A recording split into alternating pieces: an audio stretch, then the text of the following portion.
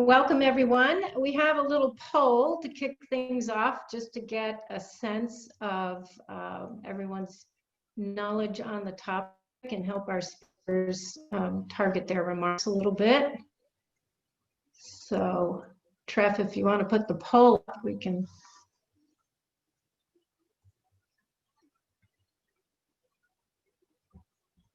Have that going.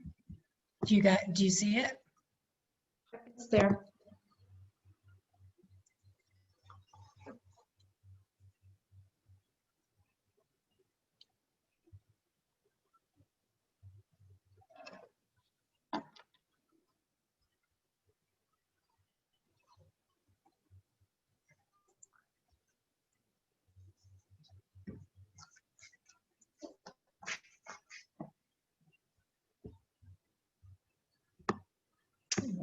Let's see.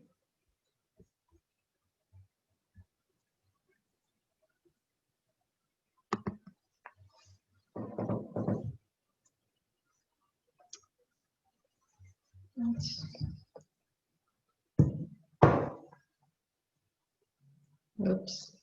Did the poll go away? Can you still see it? No, I can't. All right. It's that I'm still showing that it's in progress and that attendees are now viewing. Okay.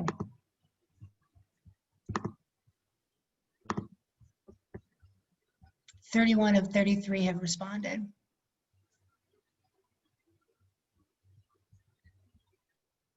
Oh, no. Once you've responded, you won't see it Yeah, anymore. I see it. I have it. Okay, well, give it one more minute and then we'll get started.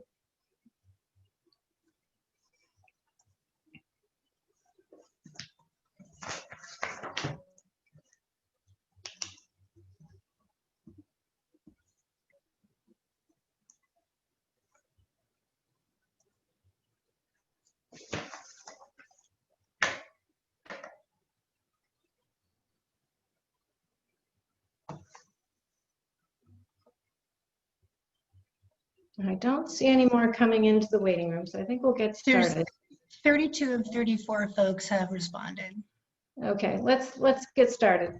Welcome, everyone. Thank you for taking this little poll. It looks like 45% know a little bit, 30% are saying very slim. That's why I'm here. And the rest of you know some about this topic, and we welcome you to chime in at the end. My name is Barbara Gaskin. I'm the president of the Philanthropy Connection. It's great to see so many members here tonight. And I'd also like to extend a special welcome to all our guests tonight. As you know, since you've made it here, we are a women's collective giving organization of about 300 members. For our guests, if you'd like to learn more about us, what we do, the kinds of grant making we engage in, and our programs, I will be staying on after this formal program with some of my colleagues, and we'll be here to give you a little overview and answer any questions. So first, a few announcements. We are recording tonight's event. I'd like to thank our sponsors for our dialogue series, Brown Brothers Harriman Center for Women in Wealth. And I'd like to also thank Jenny Morrison, our fellow board member, who is our education coordinator and who is responsible for putting on all these fantastic programs. And I would also like to thank longtime member Treff Borden, who is our Zoom coordinator tonight. And if you're having any issues or questions, she will be monitoring the chat, and you can reach out to her. Our topic this evening is environmental justice, and we're very pleased to welcome one of our grantees, Green Roots, Roseanne Bongiovanni, and Speak for the Trees. We have David Mishulam.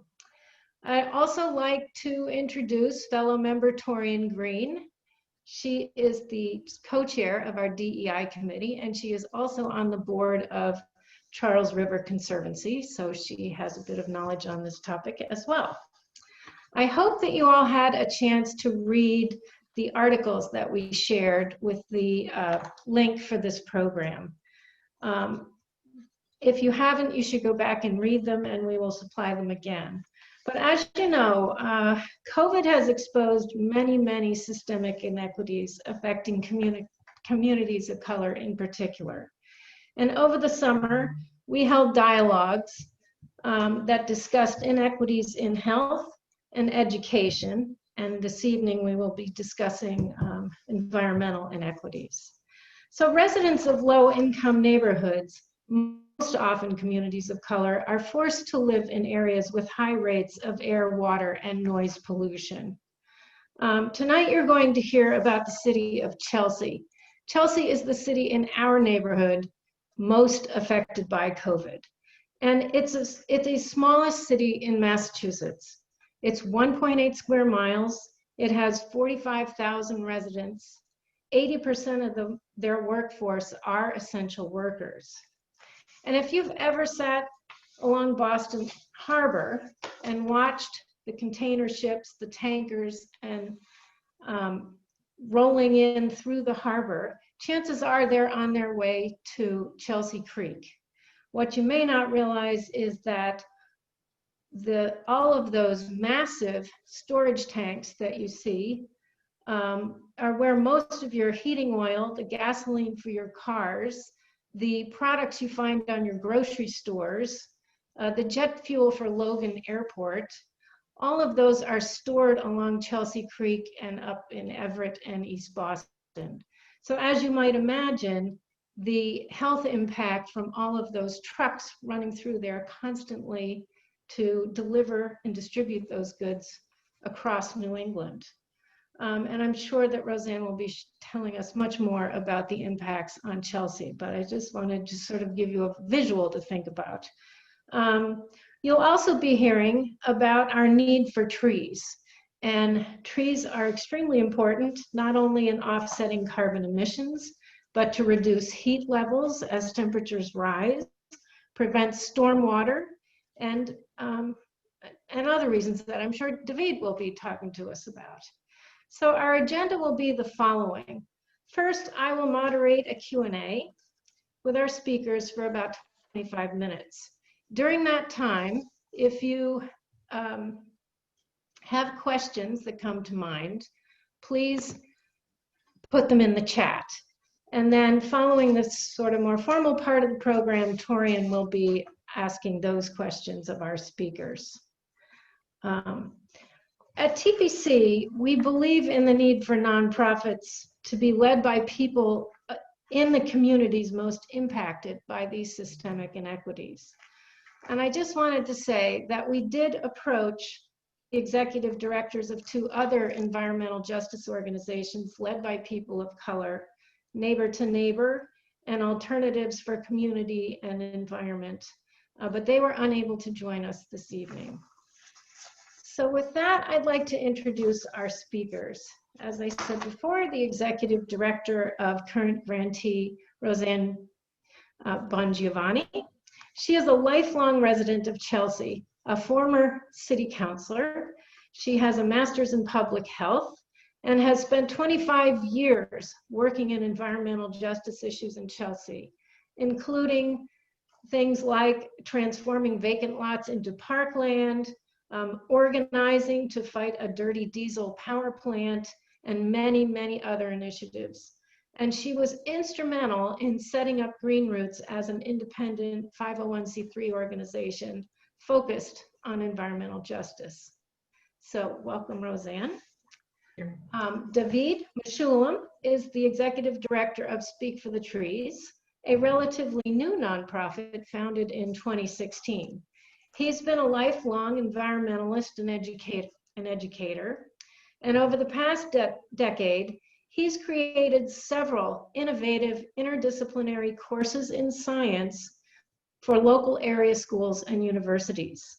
He holds a PhD in curriculum and instruction from the University of Wisconsin, Madison, and is Senior Fellow at their Environmental Leadership Program.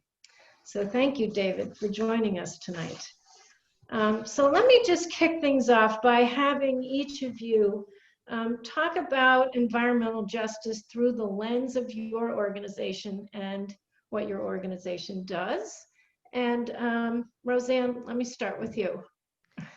Thank you, Barbara, and thank you everybody for being here tonight and for TPC for inviting us to speak to you this evening. Environmental justice is something that's very near and dear to my heart. It is my life's passion. But I think my journey into environmental justice is sort of what's interesting. So as Barbara said, I'm a lifelong Chelsea resident. I grew up in the city and went to Chelsea public schools.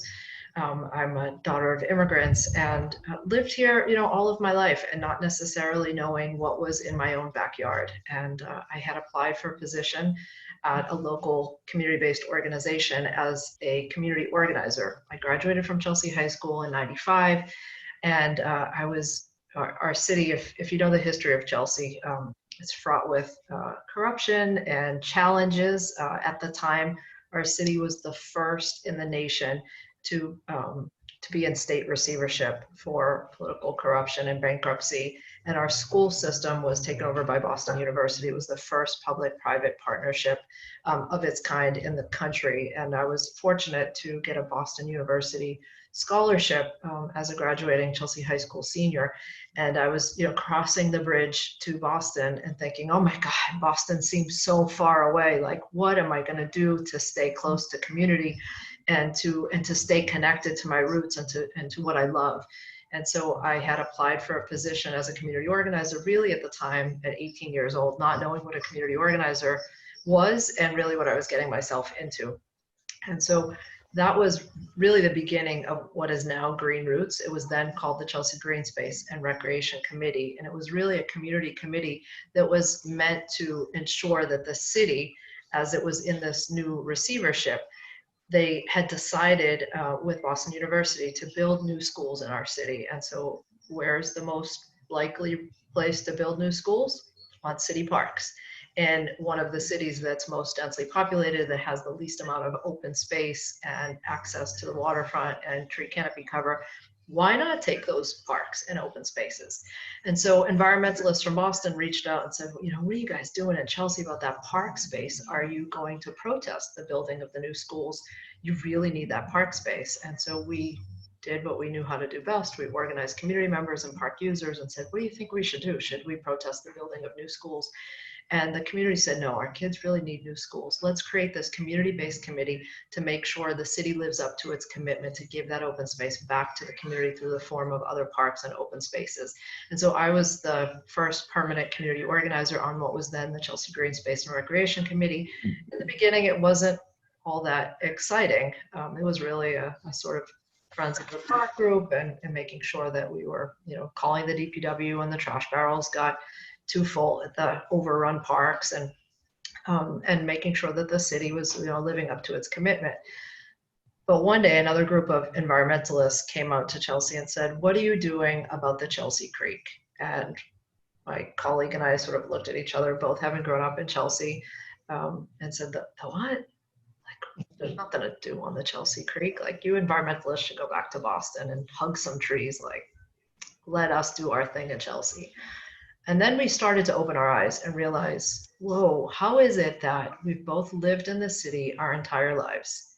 A city that is surrounded by water on three sides. We're essentially a peninsula, and we have no public access to the waterfront. We've never gone walking along the Chelsea Creek. There are no fishing piers along the Chelsea Creek. There are no areas to bike or run. There are no parks on the Chelsea Creek. All that's on the Chelsea Creek is industry. These massive storage tanks that become part of your daily life. You just take this view for granted. So we started to say, oh my gosh, what are these industrial activities? And that's when we learned that Chelsea Creek was really referred to by folks in the federal government and the US Coast Guard as Gasoline Alley. about 90% of the shipping traffic that comes in through Boston comes up to the Chelsea Creek. And as Barbara said, along the Chelsea Creek, we store 100% of the jet fuel that's used at Logan International Airport, heating fuel for 70 to 80% of all of New England, road salt for 350 cities in New England.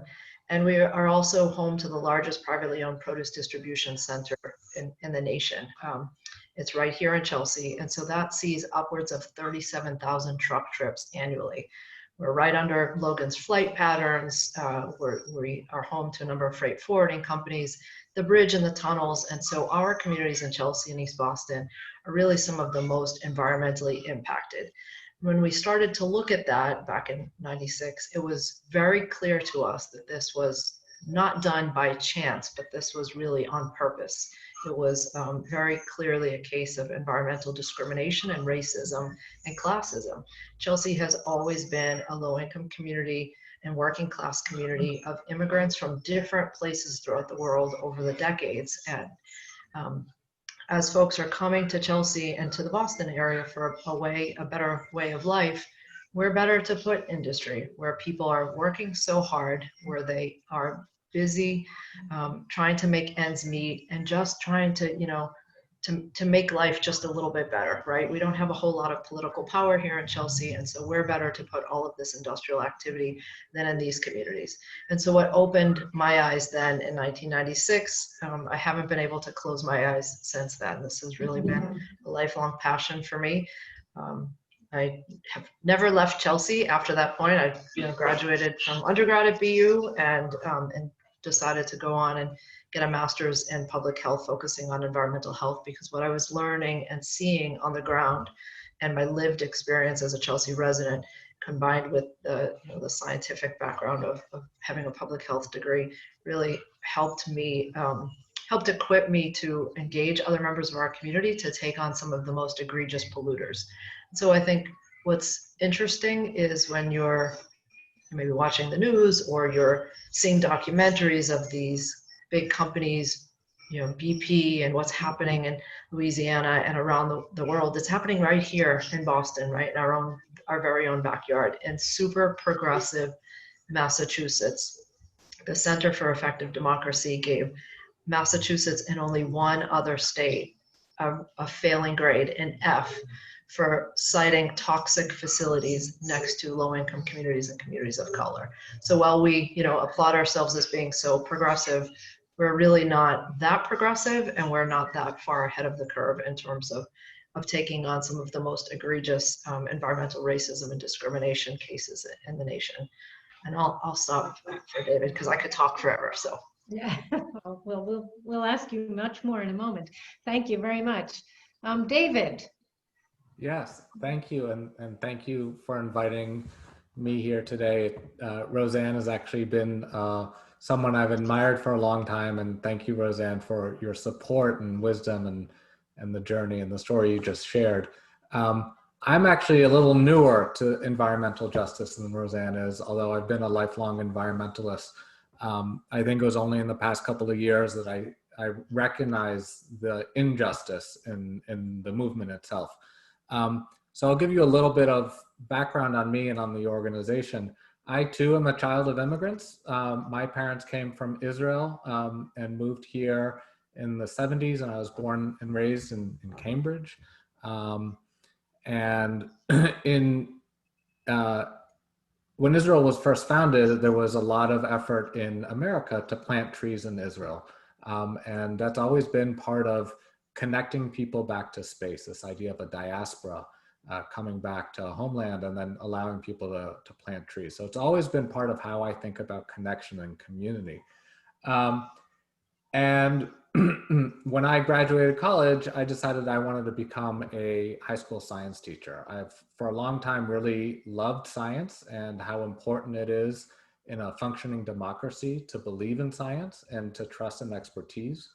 So I studied history of science, I studied philosophy of science, and then when I went back to high school, to teach high school, I taught a course in history of science, and then decided I wanted to think about science in the larger context.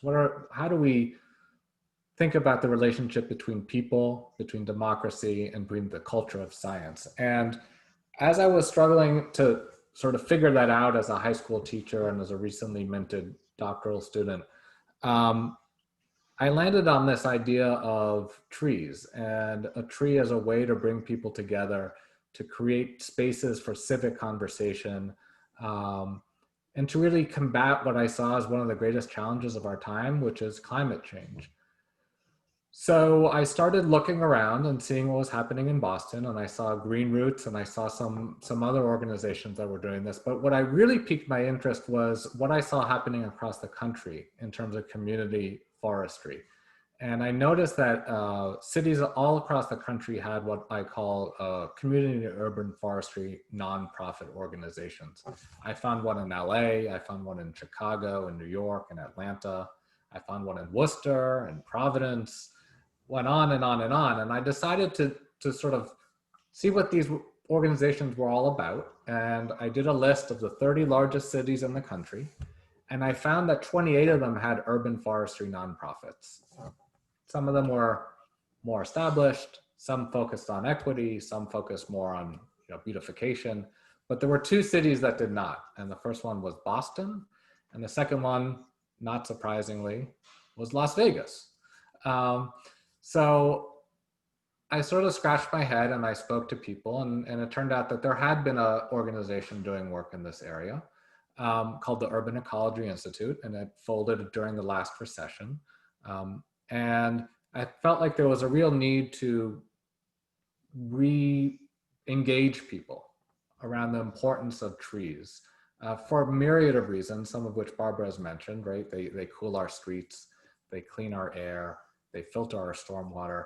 But I think more importantly, I think COVID has exposed this, is that urban infrastructure, that green infrastructure is really important for our not only our physical health, but our mental health, as we're locked in our neighborhoods and locked in our homes and feeling really sequestered. So all those issues around democracy and climate change have really expanded my view of thinking about this issue through the lens of environmental justice and what it means to have inequitable distribution of, I think, the most important component of our infrastructure, positive infrastructure, which is trees. And there's been some really interesting research about that history and its relation to the history of redlining, which many of you might be familiar with, which is essentially segregation. And Boston is a really segregated city. To Roseanne's point, we think of ourselves as a really progressive city, but in many ways we're still battling, and the white supremacy and the segregation of this city is literally built into the concrete of our city. So you look at these overlaying maps of redlining, and they track very closely to what I call greenlining.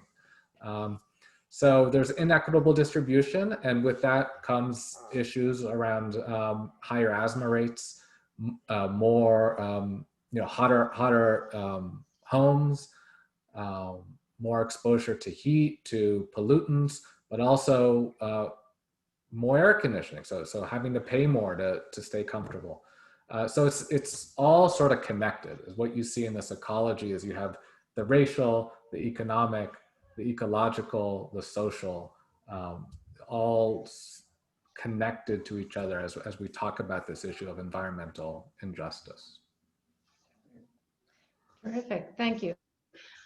So you've started to touch on this, and I'll turn it back to Roseanne, but do you want to speak to any other environmental impacts that you see specifically facing Chelsea? Sure, thank you, Barbara. I think before I do that, I'd like to take just a step back and say how we talk about environmental justice in Chelsea and East Boston and the work that we do. So, folks often think about environmental justice as being environmentalism, and I would say that in a way it is, but it's really much more centered on people and how people are negatively impacted by their environment rather than being positively impacted. So the sort of definition that we use of environmental justice is the disproportionate burdens of toxic pollutants on low-income communities and communities of color. So when you think about the environment, your mind might naturally say, oh, you know, forests and trees and parks and open space and the ocean. And in environmental justice communities, there's very little of the environmental benefits and many more of the burdens. And so environmental justice is really trying to balance out that scale and create more benefits and less burdens for low-income residents, low-income communities, and communities of color. So as David was saying, communities like Chelsea have some of the worst public health statistics in the state. We have some of the highest rates of major cardiovascular diseases, major respiratory illnesses. In some places in Chelsea, research has shown that some neighborhoods are 40 degrees hotter than ambient air temperature. And that's simply because so much of our community is what's known as impervious or gray infrastructure. So asphalt and cement and lack of open space, lack of trees and green space, lack of really porous pavement and other permeable infrastructure. And so really we're trying to balance out the benefits and the burdens. And the way we do that and the way other environmental justice organizations are doing that is that we're engaging our residents, where we're not pretending to be the experts. None of us are experts, regardless of what our degrees are, our backgrounds, or our careers. We're all learning side by side with other residents in the city.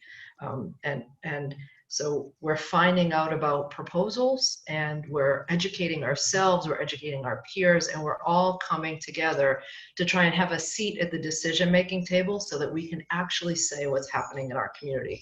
And so one example of that is an electrical substation that's being proposed right now for East Boston. It's being proposed for the East Boston side of the Chelsea Creek, next to two public parks, one of which was the very first park on the Chelsea Creek that we and our partners in East Boston helped to create through community organizing and community visions and aggressive fundraising and just a multifaceted campaign to create this flagship open space on the Chelsea Creek. And so once that park was created, it was sort of like, if we can do this, you know, we can really achieve all of our goals. Well, right now, Eversource is proposing an electrical substation to be sited right next to that park and across the street from a ball field, an active ball field in East Boston. And the site is in the floodplain, not only projected to flood in the future, but has already been flooded several times in the past few years, and directly next to an 8 million gallon tank of jet fuel. So where would you put electricity and water? Why not put it next to a park and highly explosive fuel, right? And so residents in East Boston weren't informed, they weren't engaged, they weren't consulted when this utility company, this behemoth of a utility company, wanted to propose this substation in their very neighborhood. In fact, residents didn't know about it until we learned about it. And we started to knock on doors and talk to folks and say, do you know there's an electrical substation being proposed right next to, you know, our neighborhood parks on the Chelsea Creek?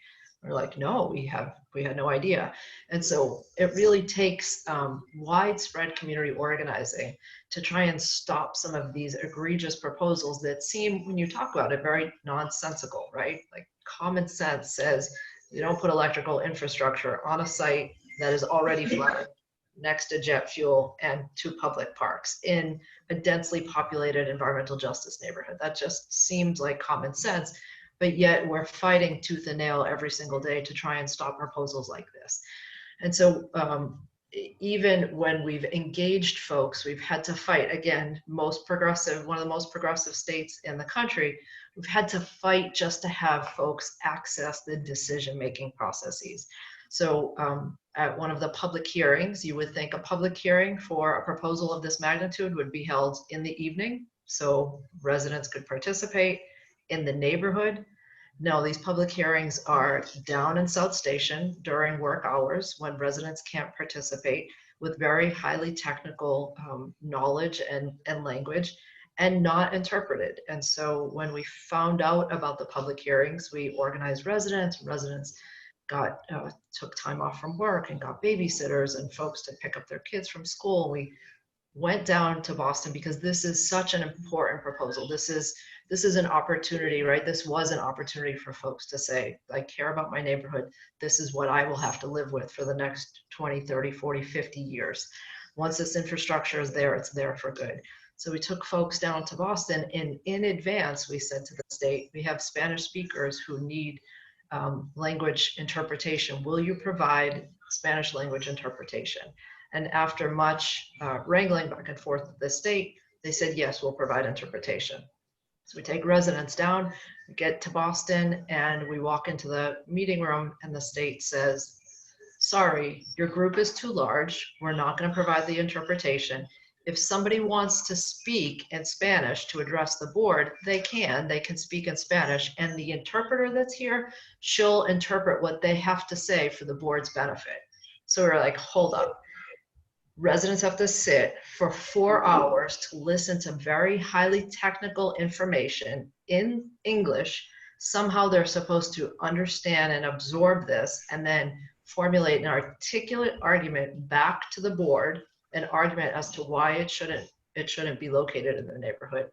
And they're then allowed to speak Spanish, and the board, who sat there the whole time having complete language access, they get the translation. But the residents whose very lives and neighborhoods will be impacted, they don't get that interpretation. That just seems completely unfair. And they said, well, we're sorry you feel that way. This is just the way it's going to be.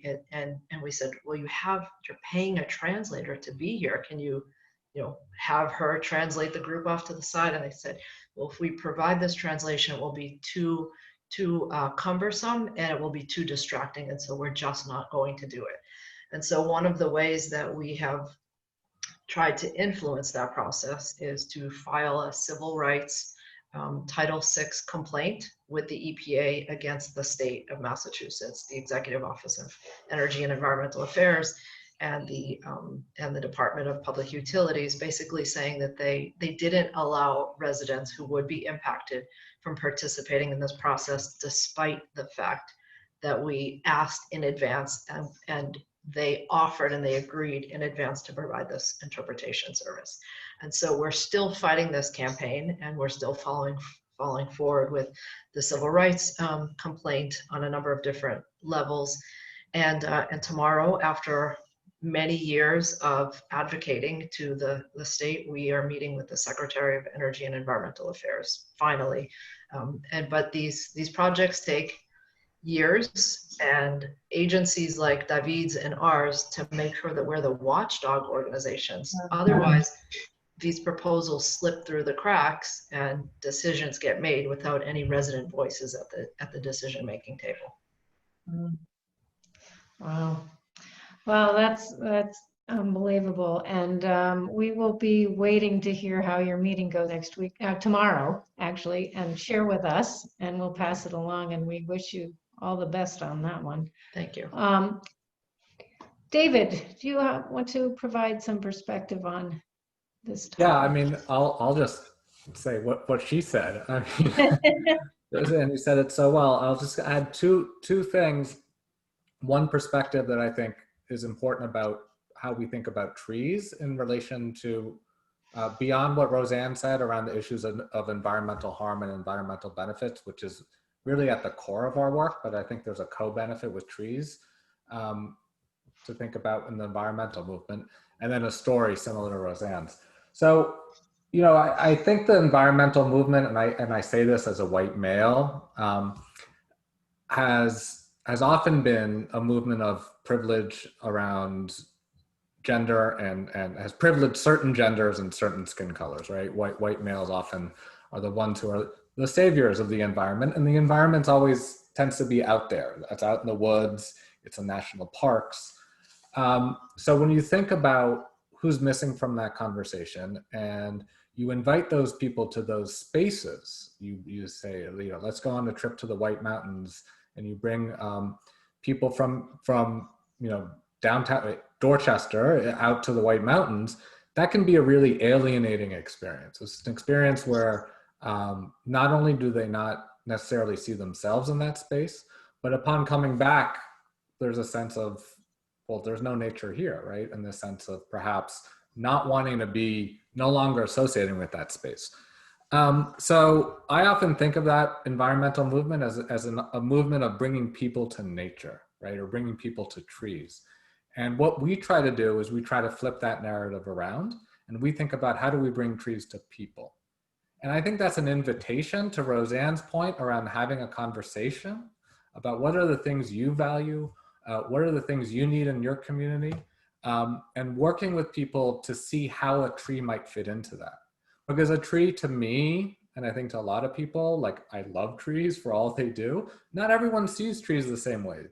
But I bet you, because a tree does so much, there's something that a tree offers that will connect to you. And it could be shade, it could be beauty, but it could also be your cooling bill or your heating bill, or reducing violence in your neighborhood, or reducing obesity. All these co-benefits, and the list goes on and on and on. I like to say trees are magic, like they do so much. So with that invitation of bringing a tree to a person, you make that authentic connection to this larger movement of environmentalism, and I think is then an opening to enter a larger conversation around things like global climate change. Because if we don't meet people where they're at with their experiences of how they think about their space and how they think about their place in the world, and we don't honor those experiences, then we're doing everyone a disservice and we're talking past each other. So the core values around democracy, I really mean that, like authentically. It's like a tree to me, and I think to many cultures, is a symbol of community and democratic norms. And to plan and be mindful of that forces us to meet people where they're at. And I'll just give you an example similar to Roseanne's. We recently waged a campaign in Roxbury, in Lower Roxbury, and you might have seen it in the news. There have been a group of residents for 10 years who have been talking about the trees that are going to be removed along Melniakas Boulevard. This is a boulevard that was a residential neighborhood in the 60s and 70s and was cleared to make space for interstate highway, and was saved. I mean, the buildings were destroyed. It's now a boulevard instead of a highway, and hundreds of trees were planted. And the city for 10 years has been planning to remove hundreds of those trees. So there's a history in that place, and there's the benefits of those trees. And it wasn't until the last minute that we decided, with these residents, we're a new nonprofit, we came up with a strategy. We brought in lawyers that they weren't able to access because lawyers are expensive, as we know. And we're able to come up with a strategy that amplified the voices and concerns of the residents and made front page of the Globe. And the city is now pausing the project. We work closely, Barbara, you mentioned ACE, Alternatives for Community and Environment. We work closely with them and with other local organizations to really make sure that the residents' voice was the one that was at the table, that they were the ones whose concerns were amplified. And we really played the supporting role. And during this time of COVID, it's, to Roseanne's point, it's like, how do you do this door knocking stuff? And when we're all so far away from each other, and it's a real challenge when we're all in front of these computers talking like this. So,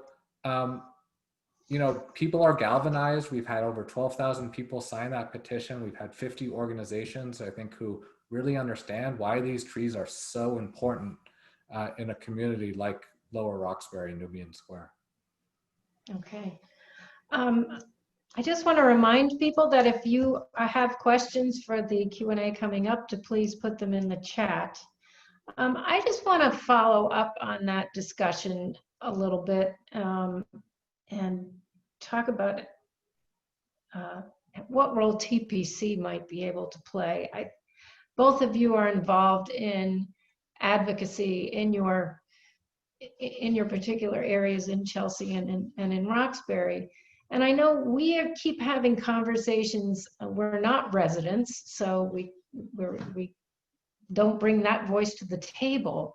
But are there supporting roles that TPC could play in backing you up? So absolutely. So I think when anybody ever says, do you need help? I always say yes. Whatever you want to offer, we can find a way to put your interest to good use and to good work. So I would say there are 3 ways to help organizations like ours and other organizations like you mentioned, ACE, Neighbor to Neighbor. Advocacy is obviously the first way. So you heard both of us talk about 2 campaigns that we're needing support for. So often, as David said, organizations and folks on the ground don't get as much credit or attention if it's just them singularly or one city effort. And so maximizing the support for a campaign beyond just the local community helps to put the campaign in a broader light and show shared interest and support for that effort. And so I would say supporting our advocacy to stop something or to help us advocate in favor of something. So for David's case, I would say, helping to preserve those trees on Melania Cass Boulevard, and in Chelsea, it would be to help us to stop this substation. Call the governor, text the governor, tweet the governor, the secretary, your elected officials, the state, anybody you could possibly think of to say that we need environmental justice in low-income communities and communities of color, and to listen to the folks who are on the ground, who have the lived experience, who know this work and are the local experts. That's the first way. I would say volunteering is a second way. As I've said to other folks on this call today, we have an urban farm and community gardens. We're Chelsea is surrounded by water on 3 sides. There's a lot to be done. We have coastal waterfront cleanups frequently. We have community gardens that need spring cleanup and harvesting in the fall and help preparing those beds for wintertime. There's seed saving. Right now we are very much in crisis mode around COVID. And so at the peak of the pandemic, there were 15 pop-up food pantries in Chelsea. Right now we have a really great relationship with folks at Gaining Ground Farm in Concord, and weekly they donate up to 1,500 pounds of organic produce to be distributed to pop-up food pantries in Chelsea. We often need volunteers to pick up that produce and bring it to pop-up food pantries in East Boston and Chelsea, and so we could use help in all of those ways and so many more. Sometimes it's pro bono legal services to help us update our personnel policies, or to help us create a legally binding memo with a property owner who we're doing a mural project with, or something else. It could be pretty extensive, like filing a civil rights violation against the federal government and the state, or it could be, like I said, a memorandum of agreement, or it could just be something even easier, like helping us with personnel policies. And then the third way, obviously, is donations. Each of our organizations is small organizations that is really for Green Roots. We're community-led. Our board and our staff are 100% bilingual in Spanish and English. We are 80% of our staff and board come from the 2 communities in which we're organizing, Chelsea and East Boston. Our staff are ethnically diverse. We really try to represent. I do want to say, though, I am a white woman, and I know that I'm a white woman and have privilege as a white woman, as David recognized, and that carries with it a lot of responsibility. And so I think there's a lot that can be done for us to be more reflective of our community, to be more in touch with our community members, and to continue to do this really important and good work. Yeah, definitely. David, do you want to add to that? Yeah, I mean, again, I'll echo everything Roseanne just said. Volunteerism, we have a lot of opportunities for that. Anything from learning how to inventory trees to making phone calls and other volunteer opportunities. I'd say the other, in addition to donations, in addition to helping us advocate and reaching out, making phone calls to elected officials, I think one thing that as a young organization would be really helpful is helping us make connections, right? So do you know someone who might be interested in our work who lives in Boston? Do you know someone who we're expanding our board? Do you know someone who might be interested in this work? Do you know someone in a different city who has connections to urban forestry or environmental justice? I see our organization as first and foremost like a learning organization when I think about organizational structure and my own role as a leader. And I'm learning every day, and I hope the organization mirrors that. So I'm always looking for people who can, like Roseanne, give me nuggets of wisdom and help me think through some of these really thorny and complicated problems. And I've gotten it wrong, and I will continue to get it wrong. But I'm always looking for people who can offer me, whether it's guidance or volunteerism, an opportunity to really, I love to use metaphors as an urban forestry nonprofit, to really get rooted in the community and to really, branch out and think more expansively about our work. Okay. Well, TPC is about connections, as it says in our name. And so we are really looking for ways to make those connections deeper in many different ways and bring people together for these kinds of conversations and to find people to help you for all these different initiatives. I'm going to turn this over to Torian. If you have additional questions, put them in the chat. And just before Torian comes on, we have one quick poll while we wait to see if any other questions come up. So Treff, do you want to start the poll? There we go. Give us just a couple minutes.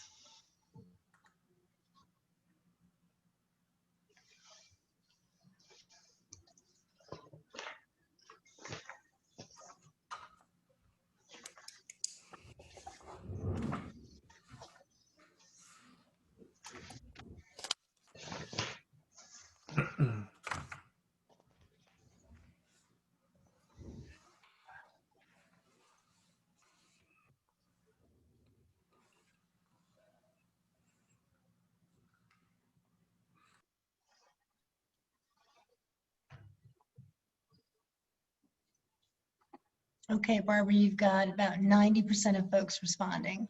All right. So we're fairly evenly guessing between 1%, 3%, and 8%. And I think this was one of the most shocking facts I saw in our reading. The answer is 3%. So these organizations really need our help and our attention to bring awareness to these causes. 3% is just unbelievably low. So with that, I'm going to turn this over to Torian. So one of the questions we had was, how do you identify allies from mainstream environmental groups to support your work? And do you find that potential allies are approaching your organizations? Let's play good cop, bad cop. You go first, David. All right. That's a really good question. And as a new nonprofit, I think, again, I'm still learning. And I feel really lucky in that I landed on this idea of urban forestry, because when I first landed on it, I thought I was sort of losing my mind.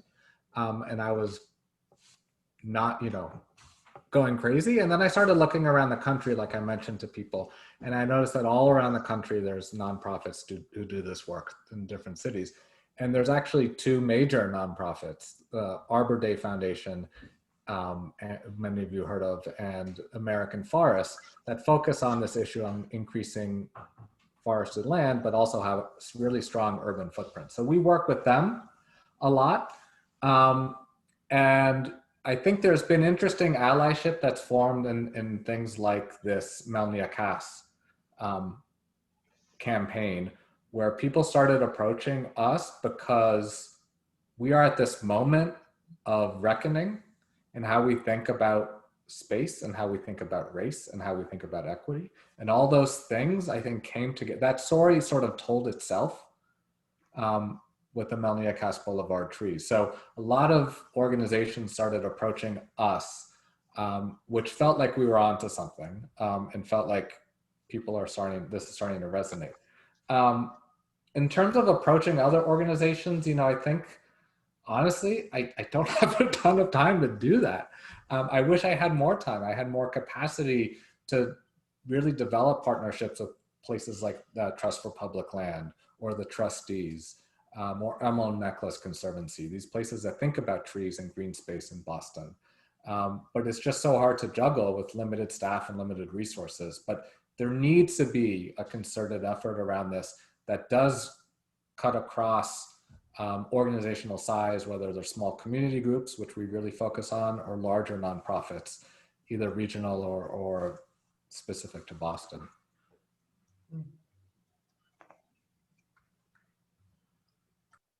Sorry. Did you want to add to that, or? Yes. Well, so I'm sort of like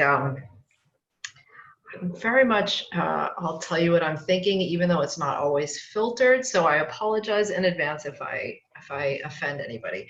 There are a lot of organizations that want to come and partner with us when they hear about our work. And honestly, many times I don't feel like that's altruistic. And so we definitely are about building trust and building relationships. We're also very cautious about working with Big Green. So as you all mentioned, only 3% of funding goes to environmentalism, but much of that funding goes to what we call Big Green. So the Nature Conservancy, the Sierra Club, like the big environmental organizations, and many fewer dollars come down to small community-based efforts and community organizing agencies, especially in low-income communities and communities of color. And so we're often very cautious about jumping into a partnership with allied environmental organizations. In some of our experiences, we've seen these Big Greens get a lot of money from funders to work in low-income communities and communities of color, and then they come in and try and dictate what our work should be, or how we should be leading in our work. And so I've had one experience where a Big Green came in and wanted to offer us $15,000 to try and engage community members around some tree planting and park creation. And when we discussed how we would do that as, you know, residents, lifelong residents, and sort of the local experts here with the lived experience, they were like, nope. They sent the narrative over to their team in Washington, D.C. and said, nope, that's not going to work. And so we were like, you know what, this just doesn't feel right. And so if it doesn't feel right from us, we're not going to partner. And so we're very cautious about who we partner with, and we want to make sure that they understand how communities need to lead. Like our communities need to lead. We need to be at the the forefront of the decision making. It can't be the Big Green organizations leading our work plan and coming in and telling our communities what we should prioritize and how we should implement our work.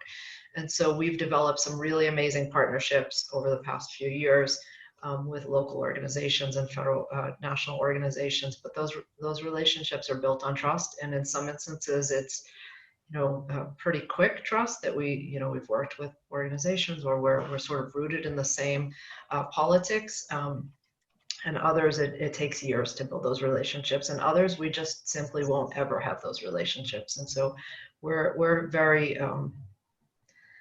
I don't want to say reserved, but we're very cautious about who we partner with and on which projects.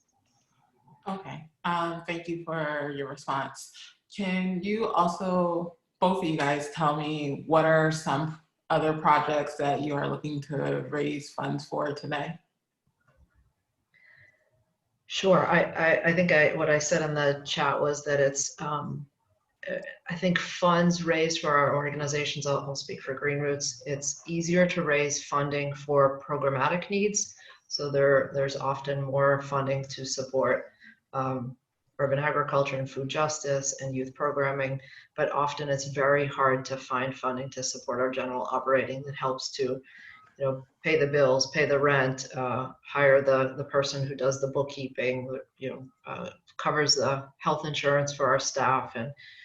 And so funding really, it could be tailored to any one of our programmatic areas. I would say if folks are interested in funding a specific programmatic area, we're always obviously very appreciative of that funding, but general operating support just to help us to keep budgets balanced and bills paid is really amazing, especially in light of COVID. I'm actually sitting in our office right now, which is on the Chelsea Creek, and we've had to continue to pay the rent even though we haven't fully been back in the office. And so you take that risk of, do we not pay the rent and close up shop and then not have an office space in a few years, or do we continue to pay that expensive cost and hope that we'll be back to business as normal in a year and a half.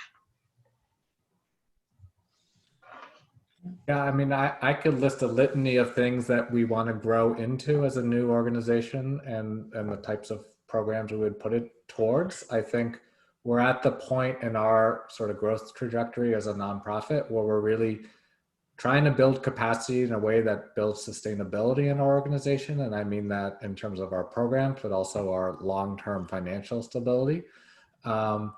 So getting someone like a development director, right? Or getting someone who can help, like Roseanne said, with the bookkeeping, or getting someone to really take on 2 or 3 of the projects. So I don't have to, so I can focus on developing capacity. The other thing that I would be remiss, and I don't know if there's a good time to talk about it, but I'm just gonna mention it here, is the city's actually doubled down in the past 2 weeks on its work around urban forestry. And they came out on Friday with, for me, it was long awaited tree canopy assessment. They told me it'd come out in April and then COVID. But this is an analysis that they've done every 5 years for the past, 10 or 15 years around the state of Boston's urban forest. And it comes on the heels of a $500,000 commitment from the city to come up with an urban forestry plan, which a lot of cities across the country have done. And we believe strongly that that has to be informed by residents' voices, experiences, concerns, and aspirations, with a focus, of course, on what we call tree equity. And by tree equity, I mean those health and environmental benefits, but also the workforce development, so we can make sure that the people who get the jobs to care for trees and plant for trees are the people who are representative and come from these communities. And Roseanne's group has done an amazing job with that. So those are things, that's the infrastructure we need to build for our organization. It's a long-term plan that I hope in 20 years, we're like Green Roots, where we can talk about those deep roots we have in the community. And we need to get there somehow. And I could list pay for 100 trees and we'll get them in the ground in the spring, or support a teen in our teen urban tree corps program. We have all these programs. Some of them are easier to fund than others. Some of them come from the city. Some of them come from corporate donations. But I think we're really focused, or I am right now, is thinking about like long-term capacity and growth, and what does it mean to build not only a sustainable urban forest, but a sustainable nonprofit that can speak for that urban forest. We have one specific question for Roseanne, in follow up to having to support a staff. Someone asked, how many staff members do you currently have? Yes, so at this time we have close to 25 folks. We have a few open positions right now. We started in July of 2016 as an independent organization. It was my colleague Maria Len Power and myself were the 2 permanent staff members or adult staff members, and then we had a team of young people. So it was the 2 of us and 7 young people that we opened the organization with, and we've been really grateful to have some rapid growth. And so now we're roughly up to about 25 staff members, and that includes our youth crew, and we have an urban farm crew that works on our farm and our community garden in the spring to fall, and we have a few Terra Corps service members. So we're roughly about 25 staff members. We have a question for both you and David. As white leaders of your organizations, how have you been able to diversify your staff, and what challenges have you encountered? Yeah, just for me, diversity and representing the community is really the most important aspect of hiring. And so when we're hiring folks, that's often that outweighs folks who are from the community, who reflect the community, who speak the languages of the community, often outweigh degrees or other environmental or campaign experience. And so we prioritize hiring people of color, women, gender non-binary folks, and really making sure that our board and our staff reflect the communities that we're organizing in. I am white, and I definitely have a lot of work and a lot of learning that I need to do. And we're actually doing DEI trainings with our full team starting even next week. But these are conversations that happen all the time. All of our staff meetings are fully bilingual in Spanish and English. Our board meetings are fully bilingual, and all of our monthly member meetings are bilingual in Spanish and English. And we've made city meetings be fully run in Spanish and English as well. And so I am one of only 2 other staff members who are white. So a majority of our staff are people of color. I'm one quarter of our leadership team, so there are 4 of us. Is white, I'm the only one, and we all have experience. You know, we came up through the membership, and many of our staff members are former youth crew members as well. So this is a challenge because I'm really the only full-time staff person right now. We have 2 TerraCore members, and Roseanne, I don't know what your experience is with TerraCore, but it proved to me to be really challenging to hire. It was heavily loaded with young white women, and we found 2 wonderful members who are doing a lot of wonderful work. But it is what it is. I think where we've really been most mindful around our diversity is on our board, and really trying to diversify our board and make the board representative, both in terms of race and gender and geography. And, you know, as I think ahead to hiring another full-time staff member, to Roseanne's point, I've already made some soft inquiries with people who who've lived in the communities where we work, who have those community connections, and share the same values around tree equity and environmental justice. So, yeah, it's one of the many things, but maybe the first or second hardest thing that I encounter in my work is like just the daily recognition that I haven't done a good enough job in diversifying our work. I will say that in our teen program this summer, we were really, really intentional on who we hired, not only in terms of race and gender and ethnicity, but also in terms of geography, and making sure that we, because we work across the city, we really want to get people's stories around trees and how they experience trees depending on where they grew up. So those are all really important things for us to think through.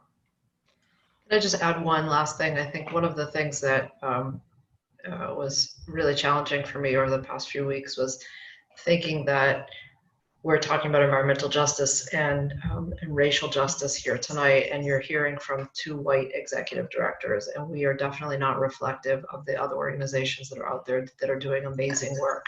And so I'm glad folks from TPC reached out to ACE and Neighbor to Neighbor, and so I hope there's another opportunity for you to see their work and hear from them. And if you have an opportunity to check them out on their websites and their Facebook pages, they're doing amazing work. Chinese Progressive Association is another organization that's doing really phenomenal work. And so there are many organizations. The Climate Justice Alliance is a national alliance of frontline organizations that are leading on climate and environmental justice and even transportation climate initiative. And so if you have an opportunity to check out those organizations, they're really, they're phenomenal folks. And we have time for one more question. What cities or countries do you think we should look to as leaders in the environmental justice area? I'll speak from the perspective of urban and community forestry,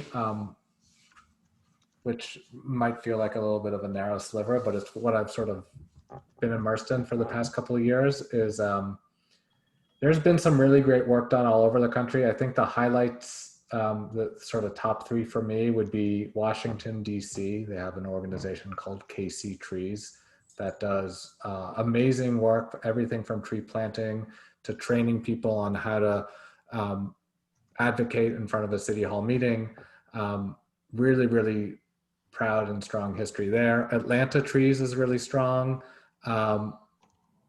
You know, and then you even have like Providence, Rhode Island has this amazing group that's been around for 25 years. So you don't have to throw, you know, you don't have to throw a stick very far to hit a nice urban forestry nonprofit. I see also internationally, there's been a real movement around urban forestry throughout the world. There's the Trillion Tree Project. I see it in London. I've partnered with State Street. They have a branch in Poland that's been doing work around urban forestry.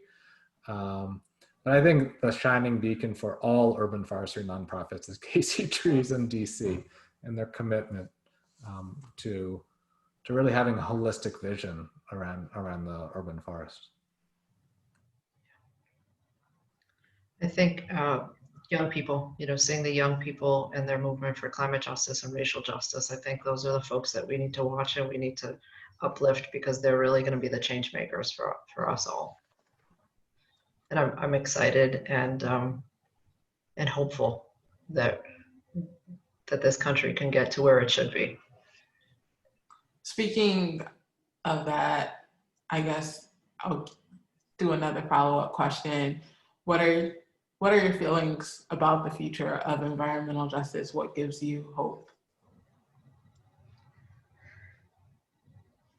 Go ahead, David. You're more upbeat than I am.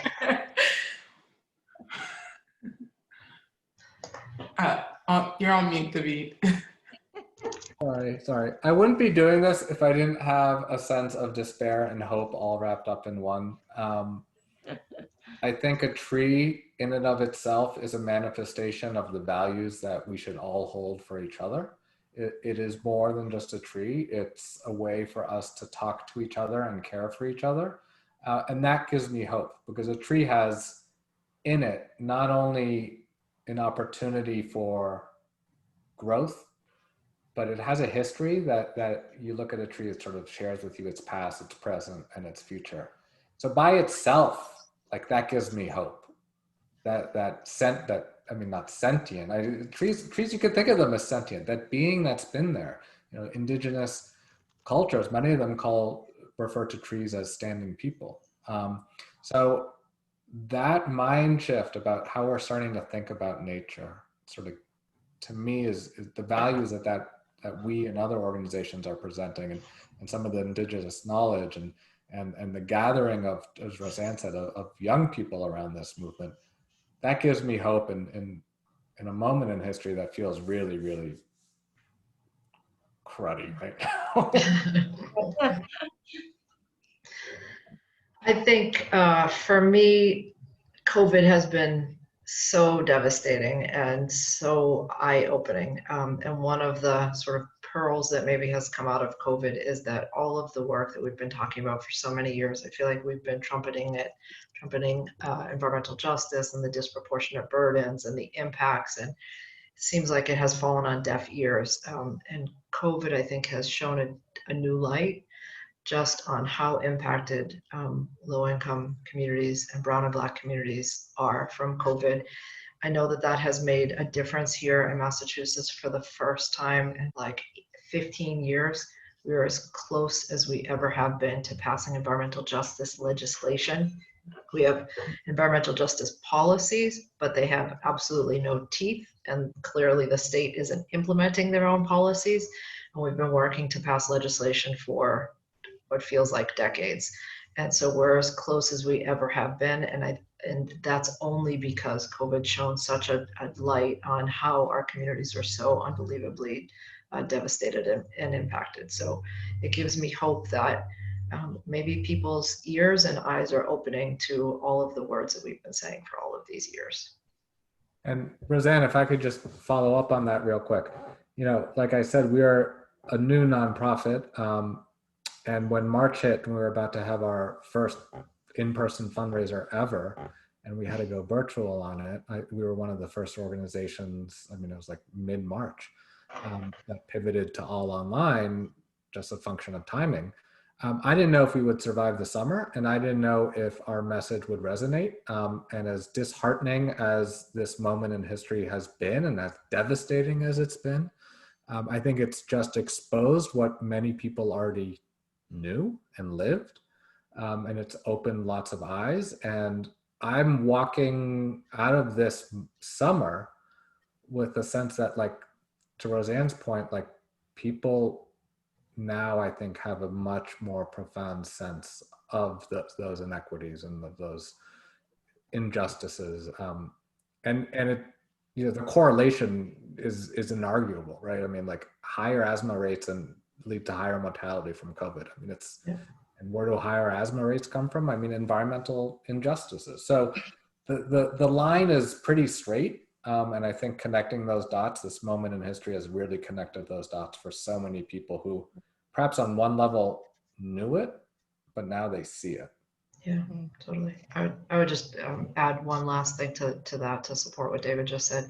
David just said that we started the One Chelsea Fund to help folks who were really impacted by COVID in Chelsea. We were one of two other founding organizations, and you know, I think what David just said, like, folks saw the impacts we have been talking about in food insecurity for so long, but then you're watching national news, international news, and you're seeing food lines in Chelsea that are blocks and blocks and blocks long, hundreds of people deep. And so we were able to raise over $1.3 million to give to residents for cash assistance. And now we're working on the eviction moratorium that's looming. It's coming to a close next week. And literally the conversations that we're having as an environmental justice organization, we're having conversations about homelessness and displacement and what are we going to do next week when people get evicted.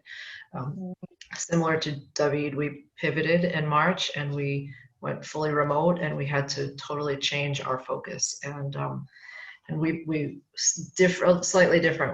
Our fundraising event is usually in September. And so for the first 6 months of COVID, we asked for absolutely no donations to the organization and asked everybody, please consider donating to the One Chelsea Fund. And so that was how we were so successful in raising a lot of funds. And because of the news, Chelsea was on the news so much. And then in September, we reached back out and said to folks, you know, it's been 6 months that we have pivoted and really had to address COVID impacts. And so please consider donating to Green Roots. And our efforts were really successful. And we're so grateful that folks are finally making the connections, as David has so clearly pointed out. Okay. Well, thank you, everyone. I think we have just another minute, and thank you, Torian, for leading that section.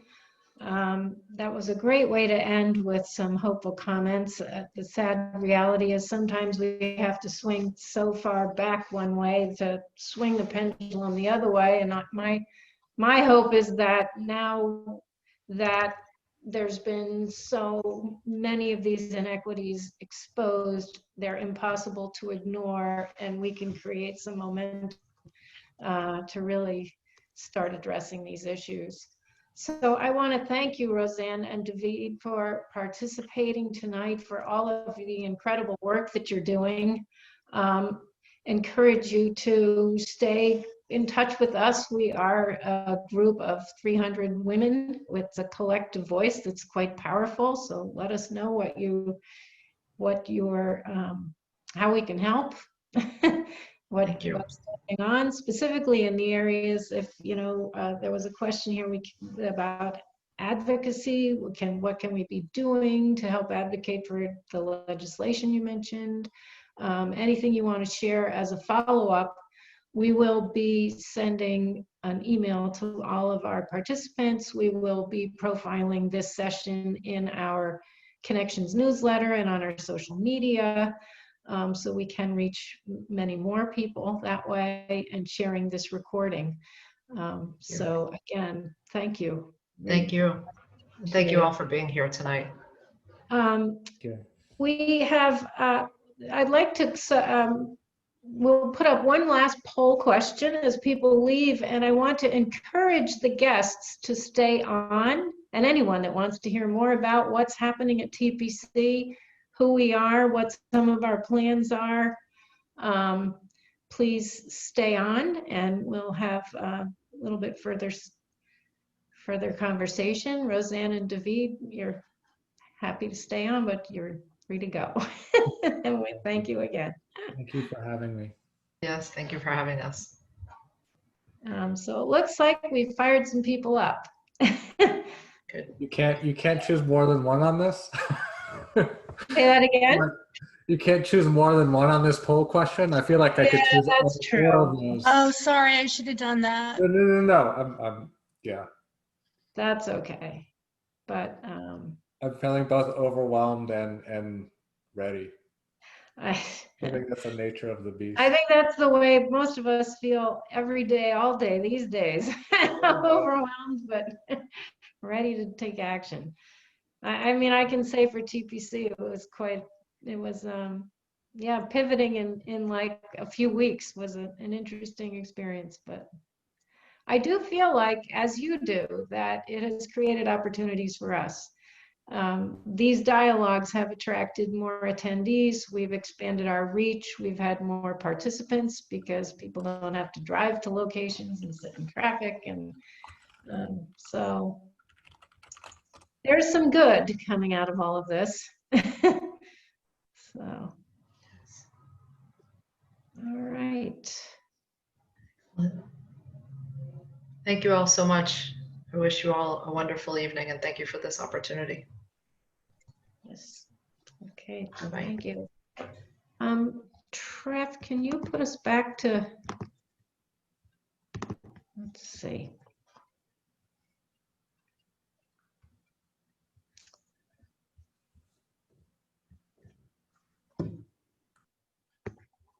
All right.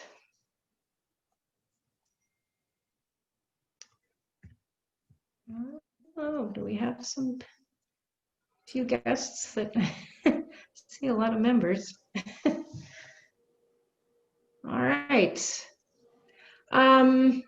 I'm just going to spend a few minutes on TPC. I'm joined by Jenny, you met earlier, our education coordinator. Sandy Lawrence is head of membership.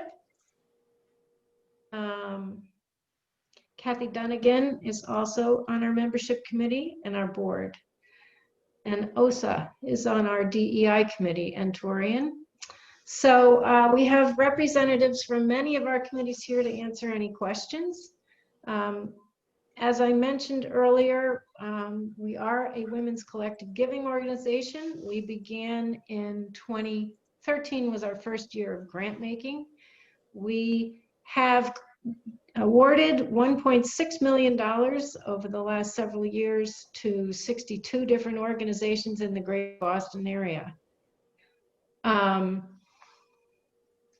mission is to inspire and teach women to engage in collective giving. And when we think about collective giving, we think about that not just in terms of donations, but also in terms of connections, what connections we can make, how we can help these organizations through our volunteer time, through what resources we may have access to, people we may know, to help them in many ways, as David mentioned earlier.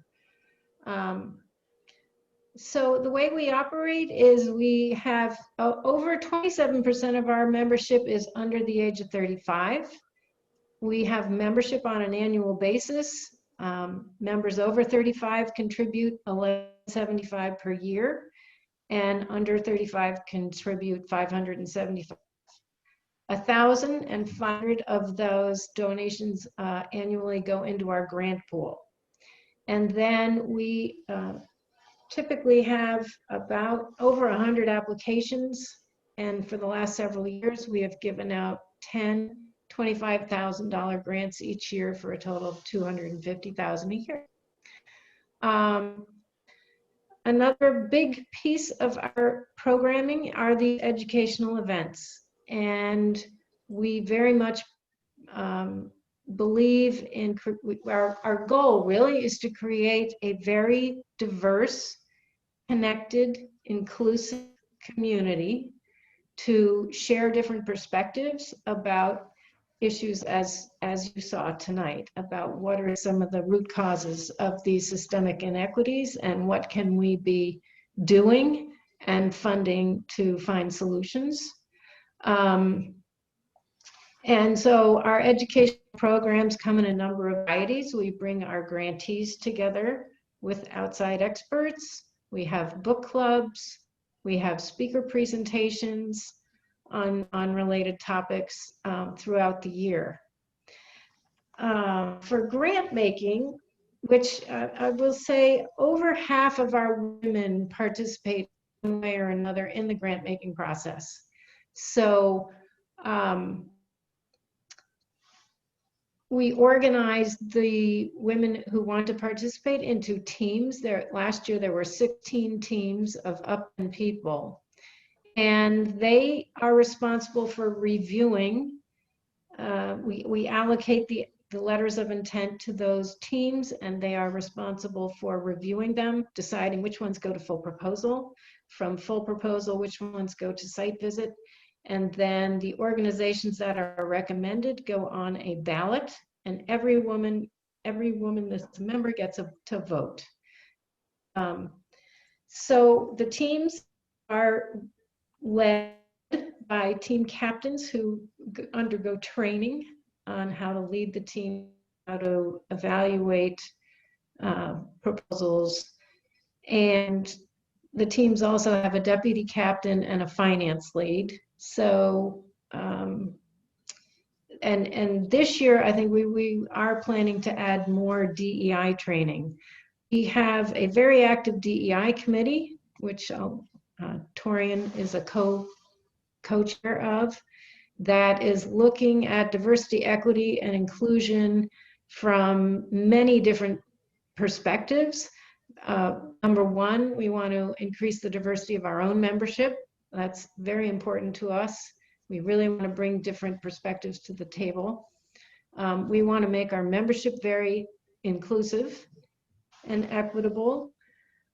We want to look at our grant making from that perspective. How can we make our application process easier for applicants, take less burden off of them, and put it more on our teams in understanding these organizations and the work that they do.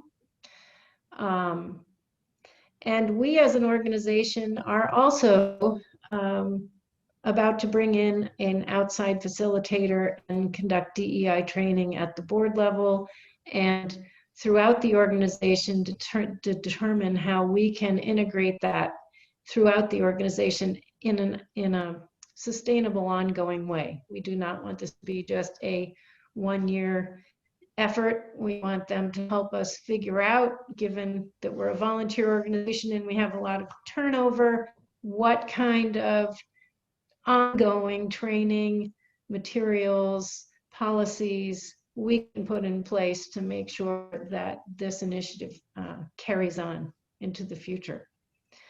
So at that, I'm going to leave it and see if open this up to anyone that may have questions or any of the other fellow members. If I left anything out, please chime in. I can't see everybody. So do we have any questions?